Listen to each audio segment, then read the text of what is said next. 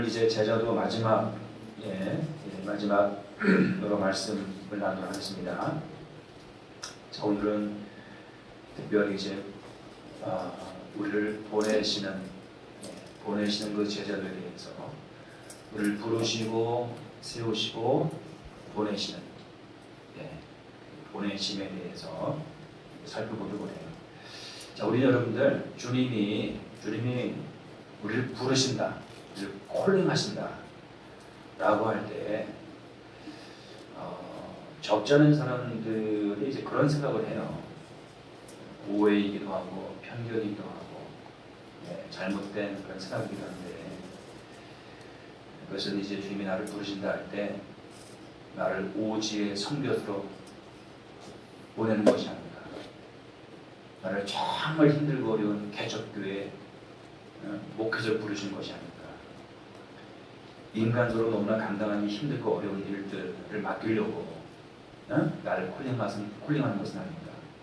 이런 생각들을 하거든요. 여러분 어떻습니까? 여러분들 주님이 여러분들을 부르신다, 콜링하신다. 주님이 당신을 콜링하신 것 같습니다. 부르시는 것 같습니다. 이런 말을 들으면 여러분들은 어떤 마음이 드나요? 어떤 생각이 드나요? 주님의 부르심은 죽을 고생이다. 주님의 부르심은 죽을 고생이다라는 생각이 우리를 주님의 콜링 앞에서 두렵게 만들죠. 두려움에 떨게 만들죠. 콜링, 죽을 고생, 두려움, 이런 등식으로 연결되는 거죠. 그래서 주님께서 당신을 부르십니다 라고 할 때 우리는 그냥 들고 떨림으로 일단 거절부터 하려고 합니다. 하지만 사도 바울은 자신의 부르심과 사명에 대해서 사도행전 20장 24절에서 이렇게 말씀하고 있죠.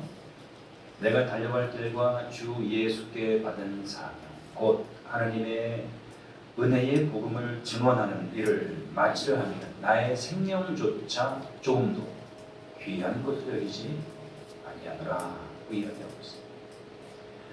하나님의 은혜의 복음을 증거하는 것이 자신을 향한 하나님의 부르심, 우리 주님께서 맡기신 사명인데, 사도 바울은 그것을, 그 사명, 그 부르심을 완수하기 위해서 나의 생명조차도, 나의 생명을 허비하고 나의 생명을 헌신하는 것조차도 그렇게 두렵지 않다고, 나의 생명조차 조금도 귀한적이지 아니한다고 이야기합니다. 얼마나 여러분들 주님의 부르심 앞에 두려움을 떠는 것이 아니라 얼마나 의연한지, 얼마나 자유한지, 그리고 그 부르심에 얼마나 가슴 벅찬 그런 감동과 감격을 반응하는지를 알 수가 있는 것이죠. 우리가 이제 구약의 그 이사야 선지자는 이 세상을 바라보시면서 안타까워하시는 하나님의 그런 목소리를 이렇게 반응하죠. 내가 또 주의 목소리를 들으니 주께서 이르시되 내가 누구를 보내며 누가 우리를 위하여 갈고 하시니 그때 내가 이르되 내가 여기 있나이다 나를 보내소서. 내가 여기 있나이다 나를 보내소서. 내가 누구를 보낼고 그때 선지 이사는 이렇게 반응했다는 거예요. 주여 내가 여기 있나이다 나를 보내소서. 믿음의 선진들이 하나님의 부르심에 반응하죠. 근데 여러분들, 믿음의 선진들이 하나님의 부르심이 이렇게 반응하기 전에 먼저 그 부르심이 이렇게 기쁨과 감동으로 또 자원하여 헌신하며 반응한 믿음의 선진들에게 있었던 그런 반응이 있어요. 그런 어떤 그런 사건이 먼저 있습니다. 주님의 부르심, 소위 말하는 주님의 보내심의 보내심의 그런 콜링 가운데 이들의 믿음으로 반응하기 전에 무엇이 있죠? 지난주에 살펴본 그런 이제 말씀의 내용이긴 한데요. 그것은 하나님과의 인격적인 만남과 교제와 동행이 먼저 있었다라는 것이. 하나님과 개인적인 만남을 갖고 인격적으로 교제하는 시간을 통해 그들은 먼저 나아가기 전에 일과 사역을 향해서 헌신하며 나가기 전에 그들은 무엇보다도 우리 주님과 함께 머물러 있으며 교제하며 사귀며 소통하며 동행하는 시간들을 통해서 무엇보다 우리 주님이 어떤 분인지를 깊이 알게 되죠. 그리고 우리가 상대방을 온전히 알게 되면 무엇보다 상대방의 그 마음, 상대방의 영혼, 그 상대방의 그 영혼의 갈망과 바램과 소망이 무엇인지 알게 되잖아요. 예. 주님의 그런 보내신 가운데 기쁨으로 자원하여 헌신하며 반응했던 믿음의 선진들은 무엇보다도 그 주님과 함께 머물며 주님의 그 마음과 생각을 깊이 하리고 살피고 깨닫게 된 자리였다라는 거예요. 주님의 그 마음이 어떤 걸 알기 때문에, 주님의 그 마음이 어느 곳에 있는지 알기 때문에 이들은요 자원하였어요. 주님, 그럼 제가 가겠습니다. 주님께서 원하시는 그곳에 그 자리에 제가 가겠습니다. 이렇게 자원하면서 나섰던 사람들이랍니다. 자, 이사야 선지자는 계시를 통해서 이제 하나님의 마음을 알게 됩니다. 20대 젊은 나이에 왕족이었습니다, 여러분들. 편하게 살 수 있는 그런 이제 젊은이였는데 그 젊은이에게 오늘 하나님의 계시가 임합니다. 하나님의 계시가 임하는데 우리가 이사야 1장에 있는 그런 말씀들인데요. 너의 소돔의 통치자들아 주의 말씀을 들으라. 너의 고모라의 백성아 우리 하나님의 법의 길을 지으라. 주께서 말씀하십니다. 무엇하러 나에게 이 많은 재물을 바치느냐. 하나님께서요 이스라엘 백성들을 향해서 하신 말씀이에요. 여러분들 잘 들어보세요. 쉽게 말하면 하나님께 제사하고 예배를 드린다고 하는 그러한 자들을 향한 하나님의 깨어지고 상한 마음이 아주 절절히 녹아져 있어요. 예. 무엇하러 나에게 이 많은 재물을 바치느냐.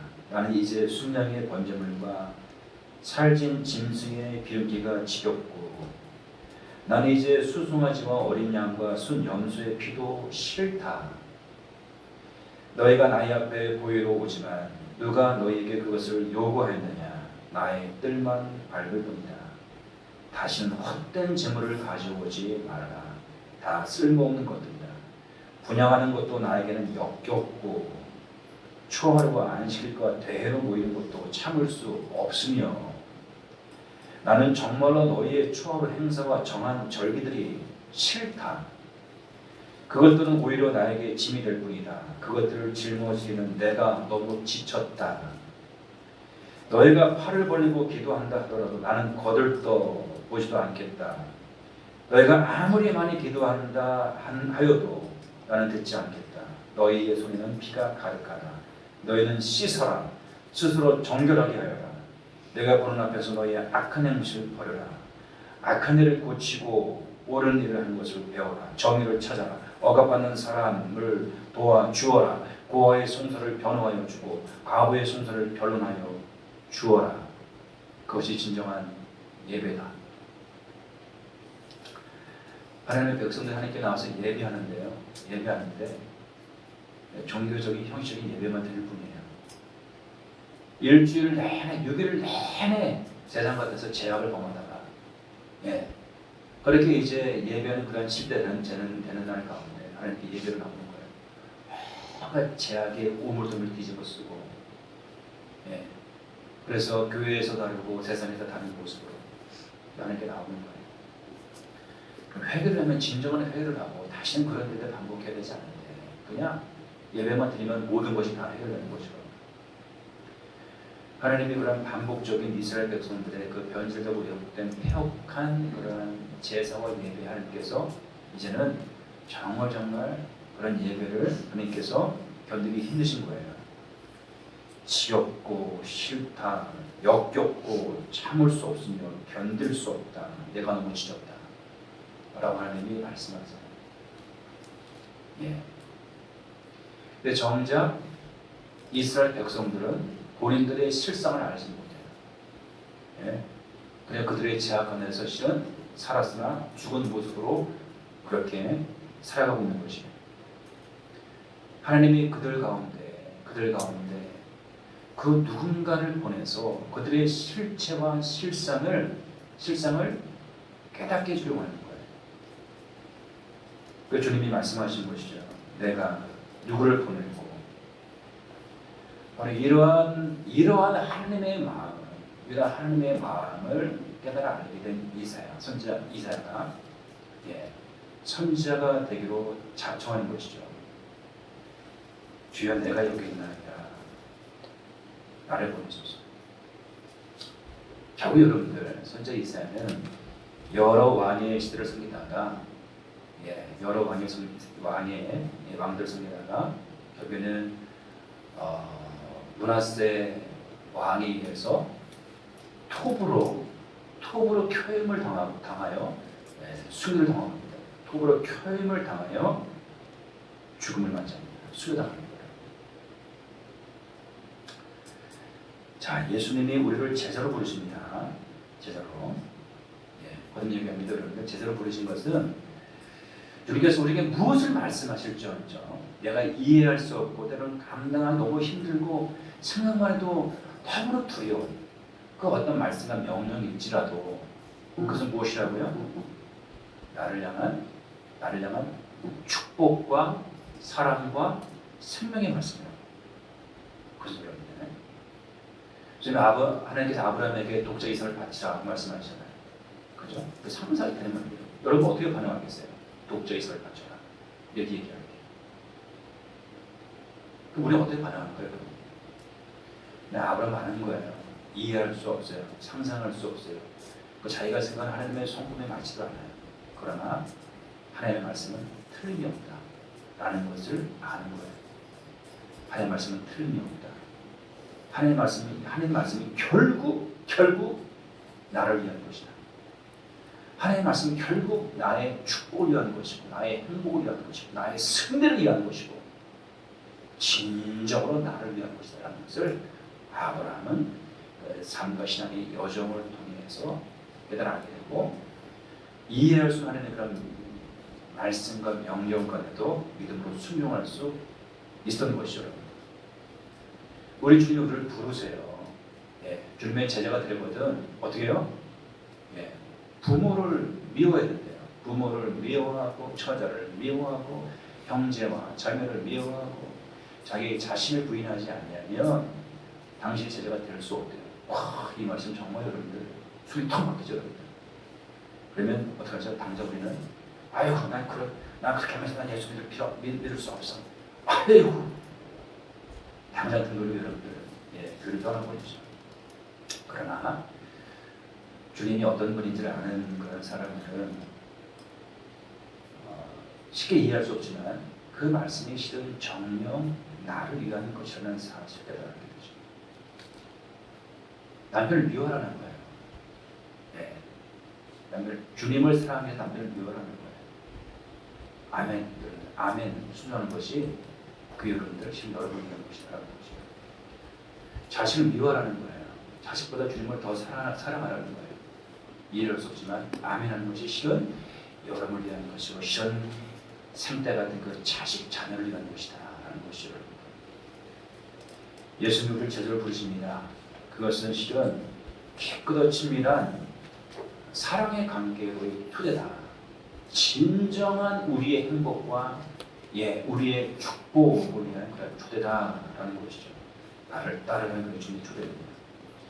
나를 따르라는 그 주님의 그런 초대 부르심에 믿음으로 반응하고 응할 때 우리 여러분들 그 이전과는 비교할 수 없는 전혀 새로운 차원의 삶을 비로소 마침내 살아갈 수 있게 된다는 것이죠. 자, 예수님 우리를 제자로 부르십니다. 제자로 부르세요. 그 다음에 우리 주님은 어떻게 하시죠?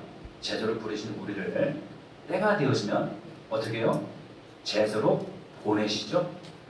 우리를 제자로 부르신 주님은 우리를 제자로 세상 가운데로 보내세요. 부르시고 보내세요. 그런 얘기합니다. 부르심과 보내심 사이에 뭐가 있죠? 주님과 함께 있음, 주님과의 그런 관계, 깊고도 친밀한 사랑의 교제 관계가 있는 것이죠, 여러분들. 자, 제자는 예수님과 함께 있는 사람입니다. 동시에 제자는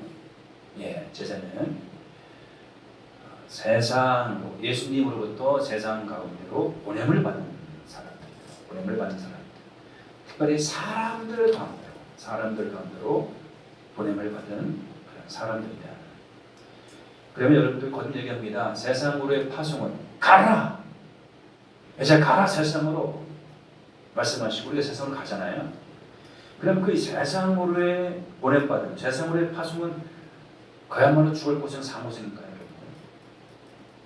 네, 주님의 그러한 말씀에 순종하며 우리가 세상으로 나아갑니다. 사람들과는 나아갑니다.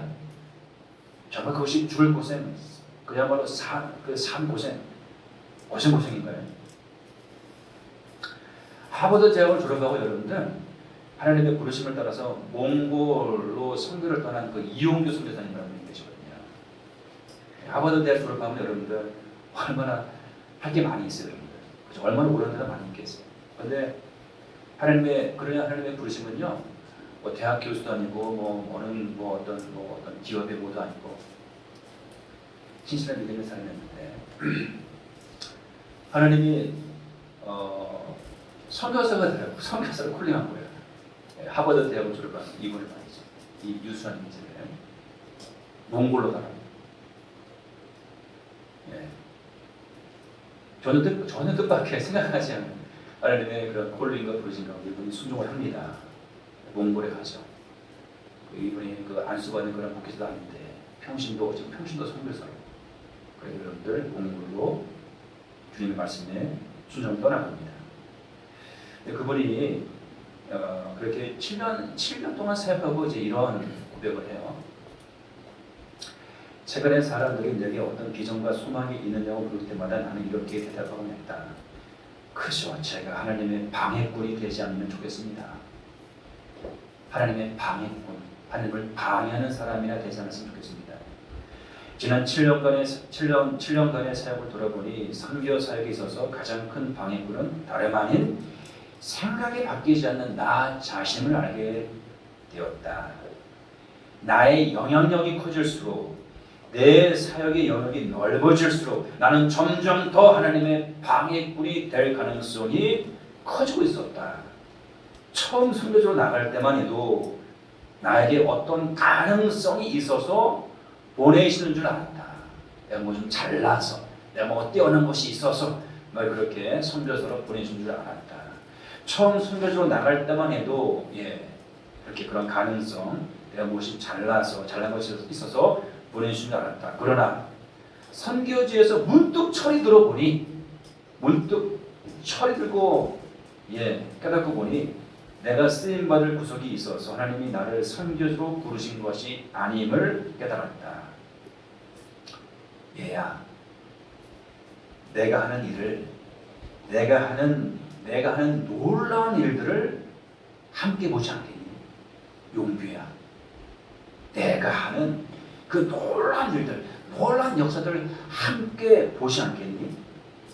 이 일 가운데, 이 놀라운 나의 일 가운데 너를 끼워주고 싶은데 하나님께서 이런 마음으로 나를 부르셨다는 것을 알게 되었다. 이런 마음.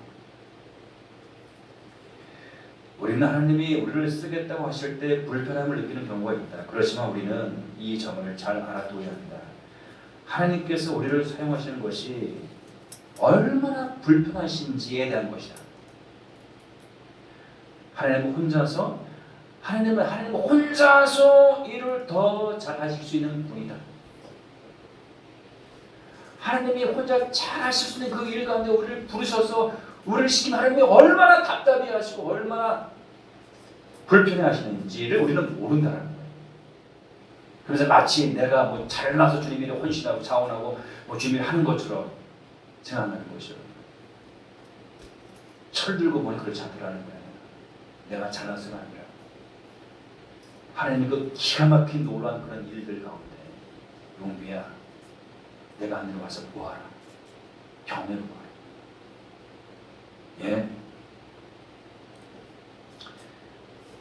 내가 하는 그런 놀라운 일들 가운데 너가 참여하고 너를 껴주고 싶구나. 이런 맥락이다.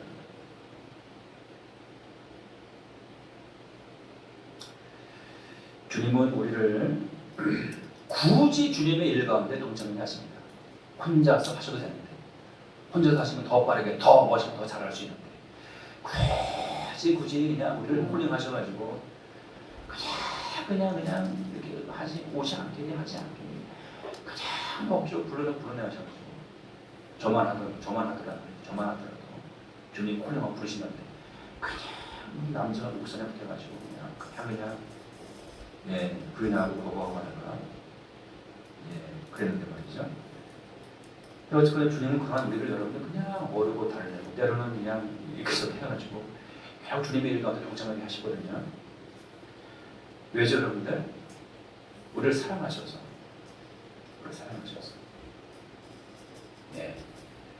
우리를 성장하게 하시려고. 우리에게 진정한 인생의 만족과 감격과 행복이 무엇인지를 맛보아 알게 하시기 위해서. 진정한 삶의 의미와 가치를 깨달도록 하게 하시기 위해서. 주님이 행하시는 그 놀라운 일과 역사를 감격으로 목도하며 차원이 다른 그런 새로운 삶을 살도록 하시기 위해서 그냥 실패하는데도 그냥 우리를 콜링하시고 부르시는 거죠. 수련회 여러분들 안 오셔도 상관없어요. 그런데 주께서 예배하신 준비 은혜하기 때문에 그냥 가자. 해비 내줄게. 가자 하고 여러분들을 콜링 부르고 초대하고 있는 거죠. 아유 가고 싶지만 가지 마라고 하고 싶지만 주님의 심정이 그러하지 않기 때문에 어떻게 해서는 어려운 거 하네요. 갔으면 좋겠어. 제발 가줘. 자네가 당신이 필요해. 가주세요. 이러면서 콜링하는 이유가 주님께서 주님의 제자를 부르시는 그러한 심정과 비슷한 것이겠죠. 무에서 유를 창조하시는 주님의 일들, 불가능을 가능하게 하시는 주님의 일들, 도무지 변할 것 같지 않은 사람들을 바꾸고 변화시키는 주님의 일들, 그런 다양한 일들 가운데로 주님 우리를 부르시고 그 일 가운데 우리를 동참하게 하세요. 그렇습니다, 여러분. 어릴 때 부모를 여의고 고모의 손에 의해서 그렇게 양육된 어린 소녀가 있었어요. 자라고 성장해서 고등학생이 되었습니다.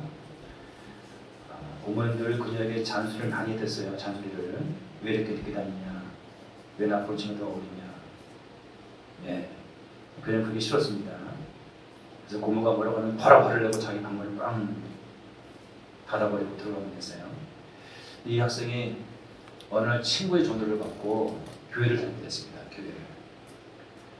교회는 이 조카가 교회 나가는 것을 너무 싫어했어요. 공부할 시간도 없는데 왜 거기 가서 시간 낭비하냐 이러면서 말이죠. 교회를 다니고 하나님을 믿으면서, 그런데 이제 이 학생은 교회를 다니고 하나님을 믿으면서 어느 날 문득 예를 깨달아지는 거예요. 자신이 고모를 너무 함부로 대한다는 것을 마음이 아파왔어요. 오늘 집에 가면 고모한테 좀 잘해야겠다. 고모가 잔소리를 해도, 고모가 막 그래도 고모한테 잘 해야겠다. 근데 막상 고모 얼굴을 보면 그게 잘 안 됐어요. 반발하고 화내고 말대고 또 계속해서. 어느 날 목사님이 갈라디아서 2장 20절을 가지고 설교를 하셨는데 그것이 이 학생에게 자녀에게 은혜가 되었습니다. 내가 그리스도와 함께 십자가를 못 박혔나니 그런즉 이제는 내가 산 것이 아니요 오직 내 안에 그리스도께서 사신 것이라. 그래, 나는 이미 십자가를 못 박혔어. 나는 이미 죽었어. 내 안에 그리스도가 계시잖아. 내가 내 안에 계신 예수님으로 사는 자잖아. 그때 자녀에게 그럼 이런 지혜가 떠올랐어요. 내가 매일같이 고모와 싸우는데 내 안에 계신 예수님이 나 대신 고모를 만나면 어떻게 될까? 오늘은 집으로 들어가기 전에 예수님께 부탁을 하고 예수님께서 우리 고모를 좀 만나달라고 부탁을 해요. 순수한 마음으로 그렇게 합니다. 김성희 선생님처럼 이렇게 순수한 마음으로 이렇게 설계 말씀을 바로 적용한 거예요. 저렇게 마음을 먹고 집에 갔는데 집 앞에 가니 또 자신이 없었어요. 또 매일매일 그러는 거죠. 고모하고 싸우면서도 집에 들어갈 만한 했어요. 고모가 이제 교회에 교회에 가는 것을 알았기 때문에. 그래서 이 자매는 현관문 고리를 붙잡고 기도를 했습니다. 예수님, 제가 고모를 만날 자신이 없어요. 예수님께서 저 대신 우리 고모를 꼭 좀 만나주세요. 우리 고모 너무 좋은 분인데 이렇게 저와 잘못 지내고 있어요. 예수님이 우리 고모를 좀 만나주세요. 이렇게 그럽니다. 주님으로 주님과의 관계 속에서 그 문제를 이제 직면한 문제를 풀어가려고 것이죠. 자, 그리고 문을 열고 들어갔는데 고모가 역시나 기다렸다는 듯이 눈을 부릅뜨고 꽉 마셨습니다. 예. 왜 저러는 거야? 공부할 시간도 없는데 괜한 사람이 무슨 짓을 하는 거야? 이런 장수야, 이런 악들렀습니다. 근데 여러분들 눈을 부르고 막 보험을 치는데 왠지 고모가 무섭게 보이는커녕 너무나 치근하게 보이는 거예요. 너무나 치근하게 보이는 것이었어요. 뭐죠, 여러분들? 기도한 대로 그 자매 안에 계신 주님의 마음과 시선으로 그 고모를 바라보고 있는 거예요. 지금 이런 마음이 드는 거예요. 우리 고모가 너무나 안 됐다. 나를 키우느라고 시집도 못 가고 노처녀가 되어서 주름이 늘어나고 머리도 희끗희끗 세워가고, 그래서 자신도 모르게 이렇게 고모에게 말했어요. 말은 써대는 그 고모를 향해서 이렇게 말을 했어요. 고모 얼굴 안 됐다. 얼굴에 주름살 좀 봐. 머리도 이렇게 많이 세웠고 나를 키우느라 고모가 고생이 너무 많아. 이러면서 말이죠. 그러면서 자신도 모르게 눈물을 흘리면서 고모를 꼭 껴안았어요. 이런 식이던 그 고모. 예? 그래서 자기 눈물이 나는데 그 고모를 끌어안았어요. 그러자 막 소리 지르던 그 고모의 감정도 순간 녹아져 내렸어요. 결혼도 못하고 고아가 된 이 조카 돌보고 키운다고 오래도록 고생해 왔는데 그 말을 듣는 순간 자기도 모르게 가슴이 북받쳐 올라 고모도 울음이 터져 나왔어요. 그렇게 고모하고 조카하고 부둥켜안고 한참 울었어요. 그렇게 우는 동안에 고모의 마음이 열렸어요. 조카가 자신의 마음을 이해해 준 것이 너무 고마웠죠. 그리고 고모도 마음을 열고 조카와 함께 교회를 다니면서 예수님을 영접하고 예수를 믿는 그리스도인이 되었어요. 예. 여러분들, 이 세상에 사는 모든 사람들에게 정말 예수님이 필요합니다. 모두 예수님이 필요해요. 이 조카에게도 예수님이 필요하고 고모에게도 예수님이 필요하고 이 세상에 존재하는 모든 사람들에게 예수님이 필요하지 않은 그런 사람 인생 아무도 없습니다. 여러분. 예수님이 전해질 때, 예수님이 함께 하실 때, 예수님이 일하시고 역사하실 때 어떻게 되죠? 사람이 변화돼요. 가정이 새로워집니다. 세상이 달라지고요. 이 세상 나라가 하나님의 나라, 천국으로 변해든 그런 역사가 일어납니다.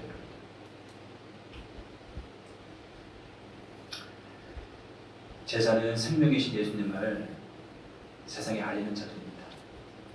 바로 이 예수님. 예수님이 전해지고 예수님이 함께 하시고 일하시고 역사하실 때 여러분들, 사람의 심령이 그 사람들의 삶의 자리가 한순간 하나님의 나라 천국으로 변하는 거예요. 제자는 이러한 생명 되신 예수님을 세상에 알리는 자들, 여러분들, 제자는 이 예수님을 전하고 알리는 자들이에요. 이 좋으신 예수님, 이 구원의 예수님, 이 생명의 예수님을 세상에 알리고 하는 자입니다. 제자는 생명이신 예수님을 세상에 알림으로 사람들을 살리고 세상을 구원하는 그런 존재들인 것이에요. 얼마 전에 있었던 이야기를 하고 이 말씀 정리하겠습니다. 지난 6월달이죠. 유나 아시죠, 여러분들? 조유나 양이 조 유나 양의 일가족에 탄 승용차가 완도 승복항 바다 밑에서 인양이 됐어요. 조 유나 양의 실종 신고가 있은 지 29일 만에 이뤘습니다. 예, 사라졌는데, 실종됐는데 승복, 완도 승복항 바다 밑에 잠겼던 것입니다. 숨진 유나 양은 10살, 유나 양의 부모는 30대 중반의 나이. 응? 30대 중반이 누굽니까? 우리 김수철. 이런 형제들의 나이죠. 광주 광역시에 살던 유나 양의 부모는 유나 양이 다니던 학교에 지난 6월 19일부터 7월 19일까지 제주도로 체험학습을 떠난다는 신청서를 출발 이틀 전에 급히 제출했어요. 이 일가족의 비극은 어디에서 시작된 것일까요? 여행 전 부부가 남긴 인터넷 검색 기록에 단서가 발견되죠. 방파제 추락 충격, 완도 물때, 수면제, 루나코인. 루나코인은 그야말로 이 유나 양의 부모가 투자한 그런 가상화폐였어요. 그런데 그야말로 휴지화기 되어서 많은 그런 투자자들이 피해를 보았던 그런 가상화폐였습니다. 유나 양의 아버지는 강주의 한 전자상가에서 조립 컴퓨터 판매를 하다가 지난 7월에 폐업을 했어요. 학교 측은 체험학습이 끝나도 유나 양이 등교하지 않고 부모와도 연락이 닿지 않자 가정을 방문했는데 우편물만 가득히 쌓인 것을 보고 경찰에 신고를 했어요. 우편함에는 채권, 추심기간이 독초장에 쌓여 있었고 월세와 관리비도 연체 상태였어요. 월세, 관리비. 유나 양 부모는 우울증과 공황장애 치료를 받고 있었다는 그런 기록도 공개되었어요. 이 가족의 삶이 참으로 버거웠다. 얼마나 힘들었을까. 얼마나. 유나 양의 일가족이 탄 차에 블랙박스에 남겨진 마지막 것이 뭐였죠? 이제 물이 찼네였습니다. 이제 물이 찼네.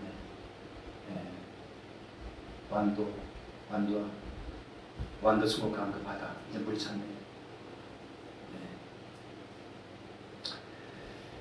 참 가슴 아프죠, 여러분들. 우리 수모님들도 이야기 듣고 이렇게 며칠 동안 울었다 그런 분들도 있던데 그 주변의 교회가 이 유나 가족의 그런 고통을 알았다면 유나가 살고 이 집 주변에 살고 있는 그 교인들 성도들이 이 유나 가족의 그런 어려움을 이런 고민을 알았다면 삶은 참 많이 달라지지 않았을까. 유나 양의 가족이 교회를 다니고 예수님을 알고 예수를 믿었다면 삶은 전혀 다르게 전개되었을 것이다. 근데 여러분들 예수님을 알지 못하는 사람들, 예수님을 믿지 않는 사람들은 정말 힘들고 어렵잖아요. 세상 의지할 데가 없어요. 정말 힘들고 어렵잖아요. 세상 의지할 데가 없어요. 살아보겠다고. 예? 가진 돈, 있는 돈 다 끌어모아서 가상화폐 투자하고 다 날리고 가게는 폐업하고 아파트 사는 집 월세 관리비 내지 못하고 자꾸 쌓여가고 너무 힘든 거예요. 여러분 이런 사람들이 우리 주변에 오히려 많은 거 아세요? 이런 사람들이 우리 주변에 너무 힘들어서 여러분들 이제 그만 살까? 이렇게 고민하는 사람들이 우리 주변에 의외로 많은 거 아세요? 의외로. 혹여나 우리 손을 가도 이런 분들 없을까요? 사랑이 너무 힘드니까요, 여러분들. 자신의 힘으로 해보다가 안 되니까 결국에는 어떻게 해요? 죽을 생각하는 거예요. 죽을 생각. 우리 다 참네. 어린 딸을 혼자 두고 10살 어린 딸을 혼자 두고 가는 것이 얼마나 마음이 아프니까 수면제 먹이고 재워놓고 함께 가는 거예요. 응? 어린 딸은 무슨 잘못이 있어 가지고 10살 마음이 너무 아픈 것이죠. 이런 사람들 왜 많다. 사는 것이 너무나 힘들고 버거워서 살 생각을 접는 사람들이 많다. 대한민국 자살률 1위가 여러분들, 대한민국 전 세계 자살 1위가 대한민국 아시죠, 여러분들? 20대, 30대 사망률 1위가 자살인 거 아시죠, 여러분들? 대한민국의 현실입니다. 주님이 우리를 제사로 부르신 이유가 바로 여기 있지 않겠어요? 응? 그 주님이 우리를 제사로 보내신 이유가 바로 여기 있지 않겠어요? 우리를 제사로 부르시고 또 세상 가운데로 사람들 가운데로 우리를 제사로 파송하시고 보내신 이유가 바로 여기 있지 않겠어요? 여러분들? 가라 세상으로 가라 그 사람들 곁으로. 너무 힘들어서 이제는 살 생각을 쳐보자 하는 사람들 가운데로 가라. 순종하고 가는 자가 제자인 것이죠. 제자. 죽은 거 보고 아 불쌍하네 로 끝나는 사람은 무리와 군중인 것이고요.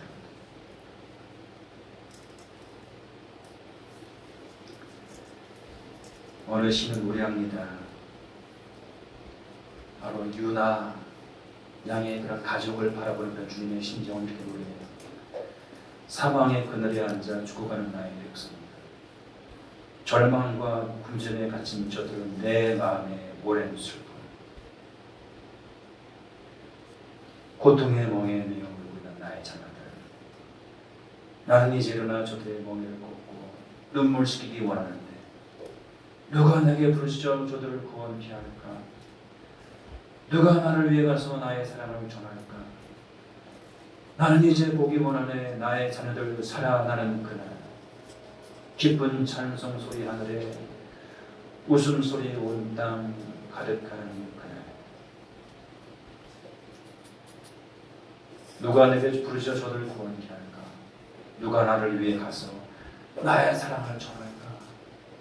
우리가 어떻게 반응해야 되겠습니까, 여러분들? 주님, 제가 여기 있습니다. 저를 보내소서. 제가 하겠습니다.